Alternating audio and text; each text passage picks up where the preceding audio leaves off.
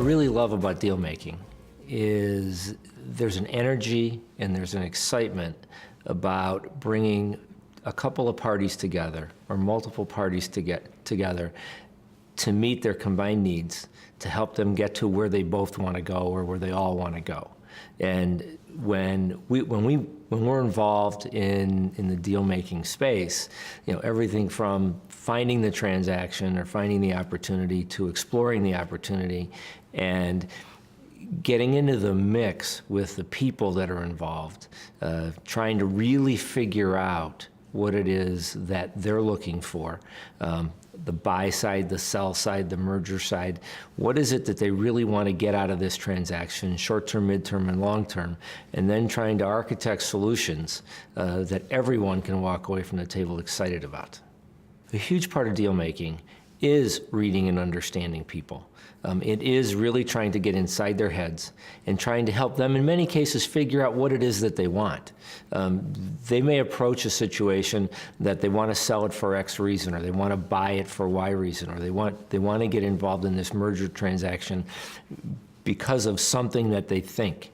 When you explore it and you pull it apart and you sort of put it back together again, the reasons may be very different. And their needs may be very different, particularly with how people want to be involved before, during, and after a transaction, how their teams want to be involved before, during, and after a transaction. What people see, the combined vision for what this looks like and how it functions on the other side of a transaction are all critically important to the success of what it is that we're trying to do. And it really is all about the people. We had the opportunity to create a company, to create a public company that we had a vision about named CBIZ. And when we started that company, there was a lot of ferreting out and trying to figure out what was our business plan? What did we want to go accomplish? We were able to marry that with some capital sources. So some wealthy individuals who'd done thousands of transactions in their lives, merger transactions and acquisition transactions, with the expertise that we brought to the table in the particular industries that we were focused on at the time, which were primarily accounting and insurance related. The things we learned along the way were exponential. At the time, we'd been successful businessmen, we'd built successful businesses, and now we were walking into this public company arena. We'd never done at the time another public company acquisition, and we got on this treadmill that took us down a path where over a 24-month period of time, we did 135 acquisitions. So in doing 135 acquisitions in 24 months, to build the team to find them, to build the team to negotiate those transactions, to build the team that walked away from more transactions than we did. And it took us down a path where we looked at a couple thousand companies to get the 135 that we completed. The things we learned about companies, the things we learned about people were things we frankly couldn't have imagined on the front end.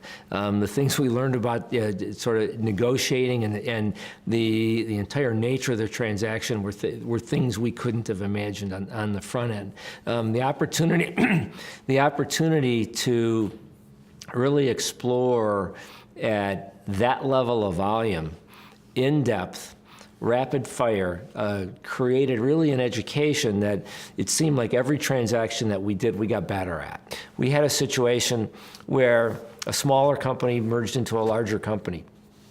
And they had been receiving pressure from some of their larger customers that they had to get bigger, they had to have more resources, they really needed to do this. And so that was one of the motivating factors for the seller to come into the acquirer. The transaction happens. Small company principal goes out to that customer and says, I just want you to know, you don't have to talk to anybody else, you don't have to interact with anybody else, it's going to be the same team, it's going to be the same people, and we're going to deliver the same great service. They got fired in the next month. Went back to them and said, why did we get fired? I thought you were supportive of us doing the transaction. And they said, we are supportive of you doing the transaction. We were supportive of you doing the transaction. You told us we couldn't talk to anybody else. And so you've got to get inside the heads of the customers about what they're really looking for. You have to get inside the heads of the vendors about what they're really looking for. And you've got to get inside the heads of the people that you're going to put together. And all of those things will drive success or cause failure if you don't do enough of those things in the right way.